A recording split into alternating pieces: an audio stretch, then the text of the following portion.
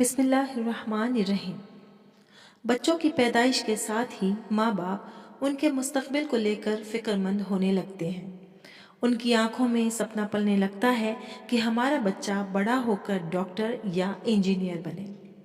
फिर माँ बाप दोनों उसी डायरेक्शन में कोशिशें भी शुरू कर देते हैं।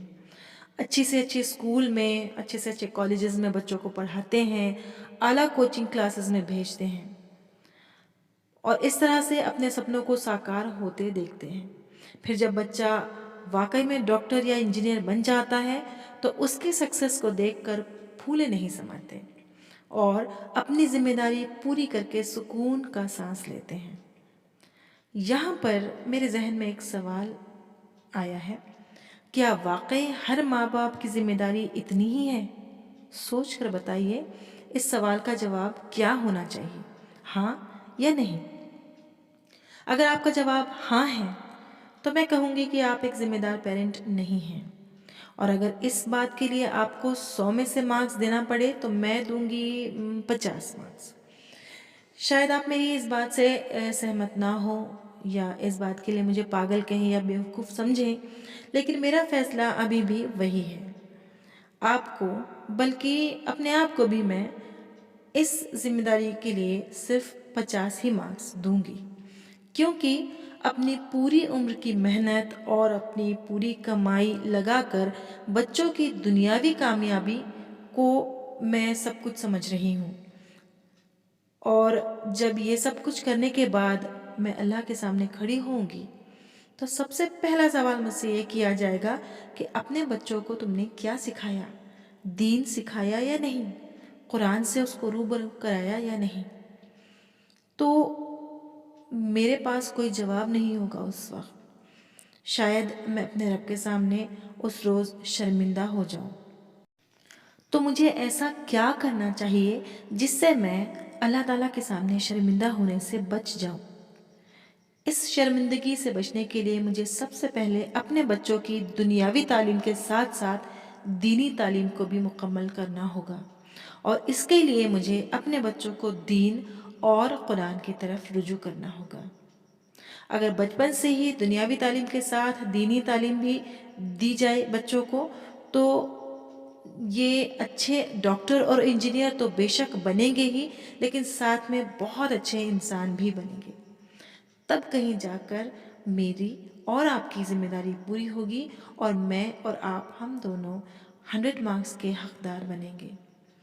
यकीन मानिए ये काम बहुत मुश्किल नहीं है। बच्चे छोटी छोटी चीज़ों से खुश हो जाते हैं, जैसे एक छोटी सी चॉकलेट। आपको यकीन नहीं आ रहा?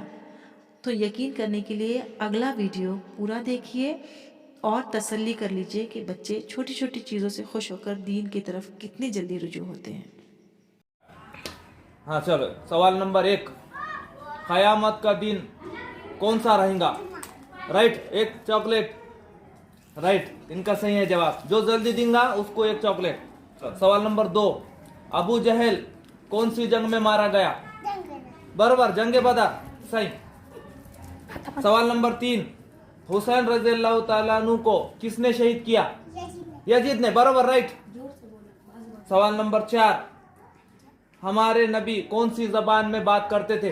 बराबर, इन्हों बोले, ज़ुबिया ने बोले। कुरान कौन सी जबान में लिखा हुआ है? जिक्रा ने बोले। हमारे नबी का नाम क्या है? राइट, ज़ुबिया, उन्हों जल्दी बोले। हमारे नबी के अम्मी का नाम क्या है? बराबर, जिक्रा ने बोले। हमारे नबी के अब्बा का नाम क्या है? अली, अब्दुल्ला, बराबर, जिक्रा का सही है, एक चॉकलेट और उनको। हमारे नबी कहाँ पैदा हुए? जुबिया ने बोले। दुनिया में कितने नबी आए? दोनों ने भी बोले, बराबरी में दोनों ने। दुनिया में पानी ज्यादा है कि जमीन? इन्हों बोले, जुबिया ने बोले, जुबिया ने बोले। काबतुल्लाह पर कौन से कलर का गिलाफ है? जिक्रा ने बोले, जिक्रा ने बोले। खाना कौन से दस्तरखान पर खाना? बरोबर, जुबिया ने बोले। नहीं, लाल बोले, सही है। क्या बोले उन्होंने? तुम पहले पारे का नाम क्या है? जिक्रान बोले। आसमानी किताबें कितनी है? दोनों ने बरोबर बोले। ठहरो। मुसलमानों के खलीफा कितने हैं? जिक्रान बोले। जिक्रान बोले। हाँ पण पहले जिक्रान बोले। मुसलमानों के इमाम कितने हैं? जिक्रान बोले।